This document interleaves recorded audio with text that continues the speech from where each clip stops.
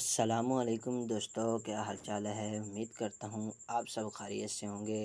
आप देख रहे हैं AM Zia electrical tech YouTube channel और मैं हूँ अहमद ज़िया। दोस्तों, आज के इस नई वीडियो में मैं आपको washing machine motor rewinding data formula बताऊँगा। दोस्तों, ये जो आप मोटर देख रहे हैं ये 1.5 इंची इस कोर की लंबाई है और इसमें हमने जो नंबर डाला है 26 नंबर हमने इसमें रनिंग और स्टार्टिंग के लिए डाला है। अगर टन की बात की जाए तो 90 180 टन हमने दिए हैं। चैन वाइंडिंग हमने किए हैं। इसके कनेक्शन की बात की जाए तो कनेक्शन 1 से 3 हमने किए हैं और 3 लीडें हमने निकाल दी हैं 2 कैपेसिटर के लिए और एक मेन हमने निकाल दी। ये आप देख सकते हैं हमने 8 सेट डाले हैं चैन वाइंडिंग में, सेट बाई सेट। तो ये 24 स्लॉट मोटर है। इसको कैपेसिटर आपने 10 UF का लगाना है।